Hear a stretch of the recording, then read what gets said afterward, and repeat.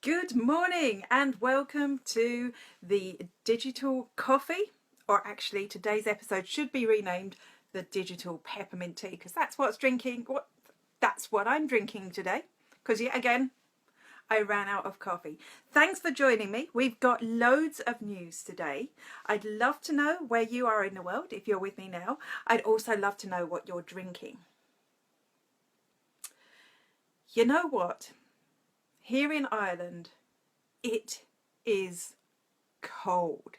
It is like winter at the moment. I'm freezing. And right until a couple of minutes ago, I had a dressing gown on top of this. I even thought, hi Kate, thanks for joining.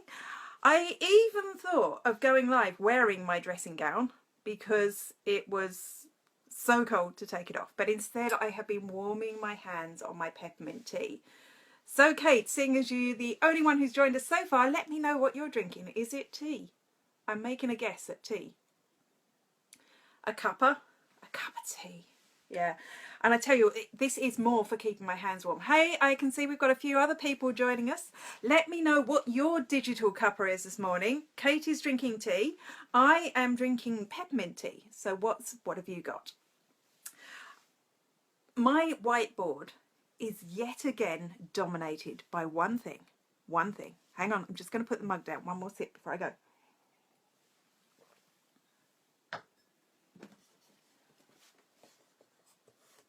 You see that big F? For the second week running, my whiteboard is dominated by the big F. Yes, it seems I can't go a week without talking about Facebook now. Before I get into my news, because there is, like, look at the size of that Snapchat logo. I can never draw it really well. Before I get into the news, if you're watching, if you think you know someone else that would be interested, can you share this? Can you click the share button and share it onto your profile or your page, wherever you think people might be interested in watching? We'll get someone to join us soon, Kate. Okay, so let's have a look at what is on the board. I've got Christmas marketing tips. I have a Snapchat news. I have 6 types of Facebook news. I have, it made its first appearance on the whiteboard last week. This is its second appearance. Periscope. We've got Pinterest news. Pinterest are doing some interesting things with ads. Hello, I can see someone's joined us there. Do let me know what your digital cuppa is this morning. Is it coffee? Is it tea? Is it peppermint tea like me? Now, the annoying thing about Pinterest is they keep bringing in these new, cool advertising options, and they're not available in Ireland yet, but I'm still going to tell you what they are. And then we've got a little bit of Twitter news. Hi, Laura. Thanks for joining. I actually was almost going to drink water, but it's so cold. Did you heat it up? I don't know what the weather's like there, but it is freezing in Athy, and I live in this really old house, so it gets colder sometimes inside than outside. And so finally, Pinterest news. I'm going to make a start. Just remember, if you think you know anyone that might enjoy watching this weekly news, do click the share button and let them know about it. I'll remind you at the end as well. Right, I'm going to need to grab my iPad for this first one. Just a quick talk. If you get my newsletter, you will have either got it on Wednesday or today. I share quite a few ideas for your Christmas marketing, but I just wanted to condense that into a few tips today for those of you that don't get my newsletter, which of course you should, because it's great. But let's get into my tips for Christmas marketing. Now, I know most of you online, we've got somebody who does. You're cold, but you risk missing some to go and make some tea. That's so good of you, Laura. I'm glad you're here. Stick with water or put a jumper on, or like I had before I started, put a dressing gown on. So if you're working with other businesses, it's good to know kind of the phases of Christmas marketing, or if you're a business yourself, you might think about this, because I know back when I started my first business, which was Christmas related, I didn't really know how I could sell before kind of October the 31st. How could I do that without annoying people? So I've just got a few tips, a few phases that you might go through with your Christmas marketing. So the first thing is, it's not October the 31st yet. In Ireland, it is traditional not to start your Christmas marketing until after October the 31st. Now, depending on your business, you might want to start your marketing earlier. You might want to cause a bit of controversy. I know, Kate, I actually mentioned you not by name, but I mentioned you in my newsletter as somebody who loves to put up those Christmas posts all year round just to annoy people. And some businesses really thrive on that. I think funky Christmas jumpers start posting quite early. But for most businesses, they won't want to use the C word, or if you're in the States, the holiday season word, before October the 31st. But that doesn't mean you shouldn't be marketing already with Christmas in mind. The things you should be doing now are building interest in your business. So people are already thinking about you, interacting with you. If you can get them interacting on your Facebook page, that means that coming close to the time, they're more likely to see content from you. If you can get them visiting your website, you can start building a website custom audience and advertise to the specific people who've shown an interest in your business before. So that's what you should be aiming for here. My tips were to start running social media competitions, not Christmas related as such, but a social media competition where you can capture an email address, or you can get people to interact with your posts, because those audiences will become important later on. And that's the key, really. We're building audiences at this phase. So you need to try and get people onto an email list. Do you have a giveaway, an ebook, something you can give away now that will encourage people to sign up for your mailing list? And then get people to your website, because if you get them to your website, that means that they're going to be more likely to buy from you the next time they visit, and that's the one you can send them the ad to. Plan now and write your Christmas content now, because when it gets manic towards Christmas, you're just not going to have the time. You're going to be too busy, hopefully, with the wonderful sales you're making from Christmas. So plan that content and write that content now. Yes, it seems a bit weird to be writing about Christmas at the moment, but believe me, I used to work in the film business and we used to shoot Christmas ads in June. So we used to have like Santa, the Christmas tree, the works all set up in a studio. You almost felt kind of wintry even being in there. So do it now, don't wait.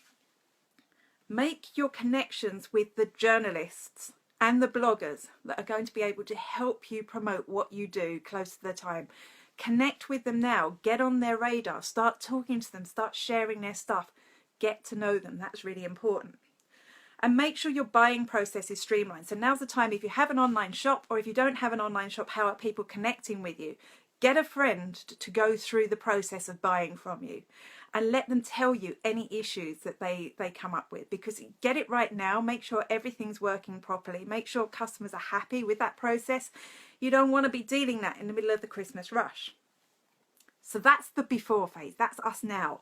After October the 31st, you can go full 5 bauble. And anyone that used to listen to the Ray Darcy show will know exactly what I was talking about. In the run up to Christmas, they'd start easing in with the Christmas songs, but they'd give each song a bauble rating. And the 5 bauble songs couldn't be played until, I think, 2 weeks before Christmas. I can see some other people have joined us. You're very welcome. Let me know you're there. Tell me what you're drinking. I'm talking about tea and coffee, but let me know what you're drinking if you are joining us. So that's your first phase of your Christmas marketing done. Your second phase is your early birds, because you've got 2 types of Christmas shopper, really, don't you? You've got the Christmas shopper who buys everything way in advance, has it wrapped already before December even hits, and they're all pleased with themselves. Hey Marion, chicory with dairy-free milk. That's the first. I've never had anyone. I drank chicory when I was a student. That's interesting. It's kind of coffee flavoured, isn't it? Am I right? So now you've got your early bird audience in December. These are the people that are going to do their buying in advance. And that's great for you, because it's great to get a bit of income in then, because you know you're going to have that last minute rush, but there's always that worry. So the things you can encourage those sort of buyers to do is send out offers. Send out offers very early on. If you buy before this date, you're going to get a discount, or you're going to get a freebie, or you're going to get a gift for yourself. Try tapping into the idea that it's lovely to buy gifts for other people, but what if you get a box of chocolates too? So think along those lines. If you're emailing those offers, always remember to email them twice. Once when you're telling them about the offer, and the second time when it's about to expire, because it will be that expiry deadline, that panic to buy, that will make those early buyers buy. Pause substitute for coffee. You see, when I was a student, I was drinking instant coffee, so I kind of liked it. Okay, that's chicory, by the way, for anyone that's watching this later. So that's the first thing you can do. Also, if you have any early shoppers, can you like run a contest or do something to encourage them to share photographs of themselves with what they bought? Okay, that's going to be a bit odd because they'll be telling people what they got them for Christmas.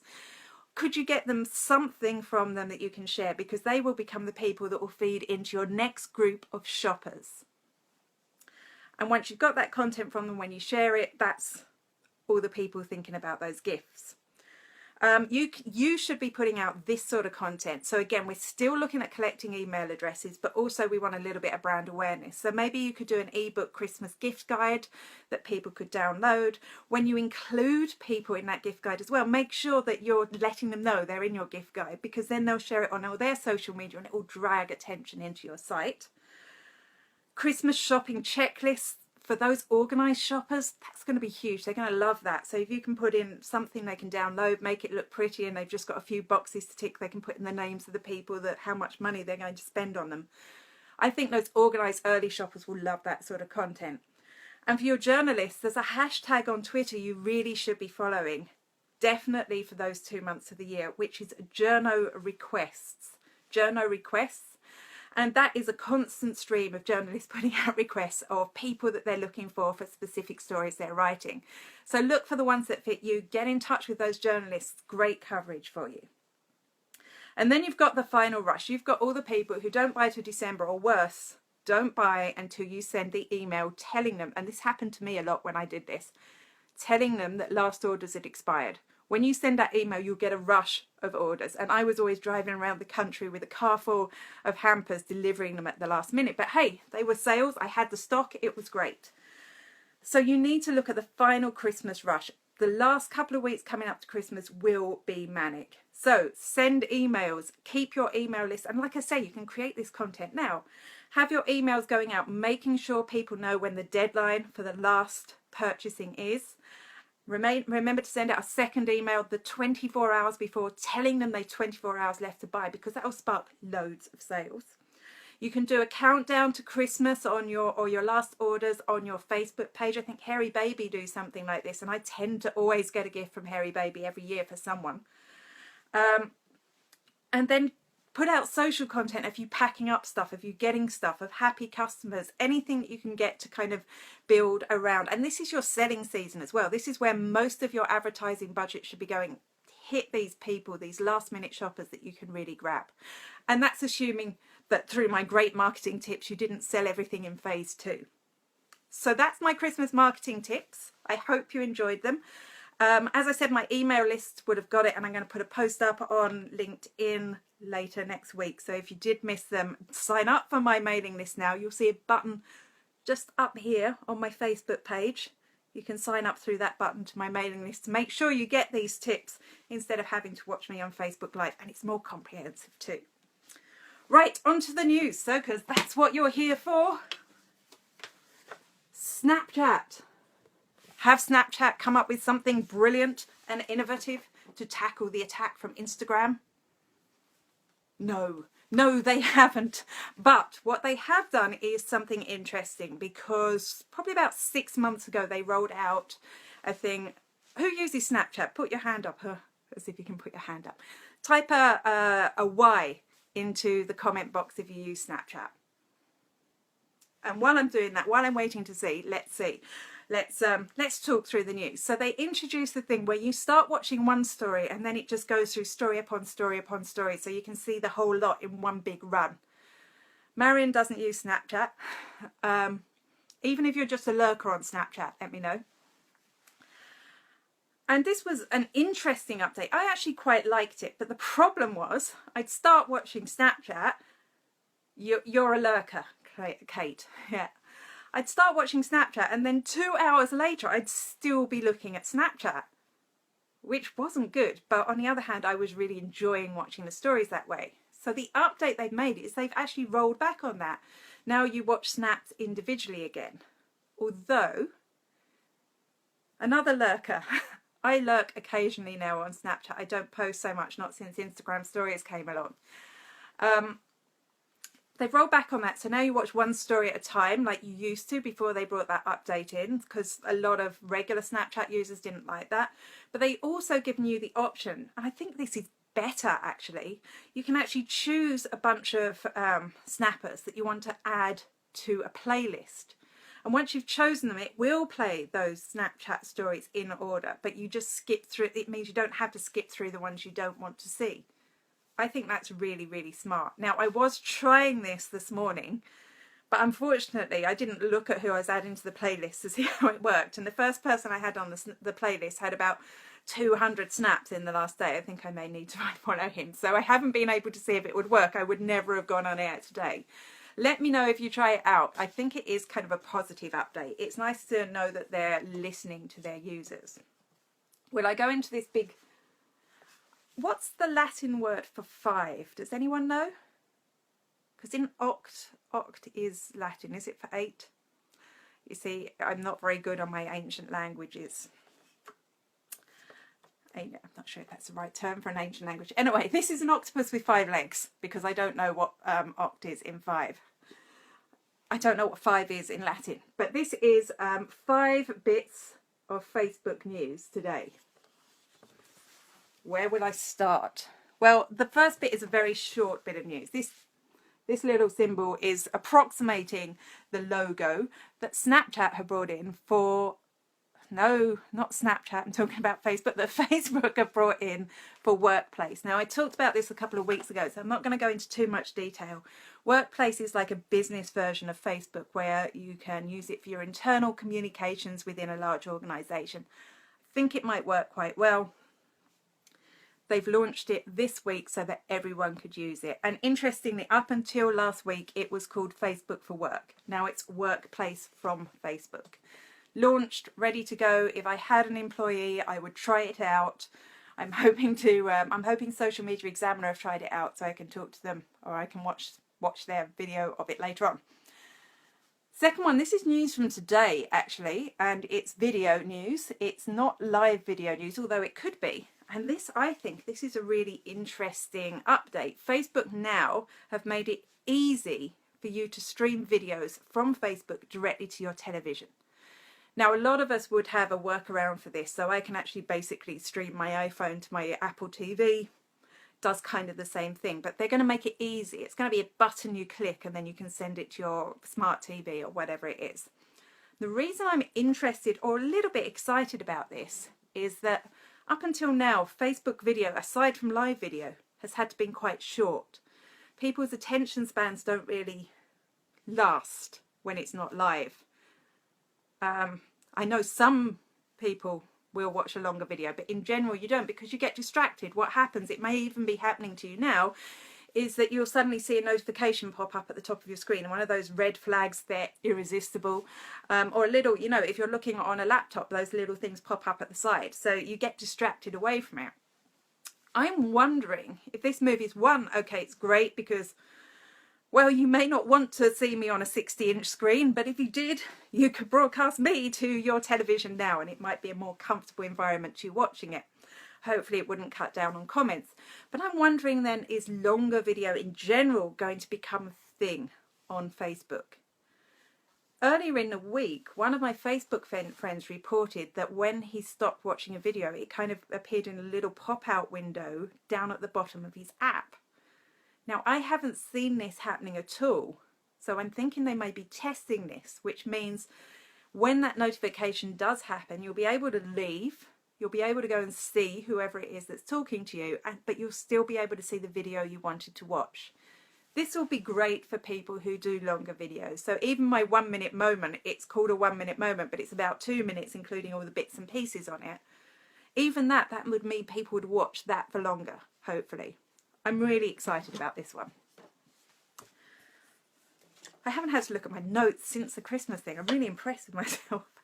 Okay, so this one here is Google. I'm impressed with myself, except I can't remember Facebook's name. Facebook have launched an individual app for events. It's not available in Ireland yet. US only. Let me just have a look at the features. I'm scared now I'm not looking at my notes that I'll miss something really important.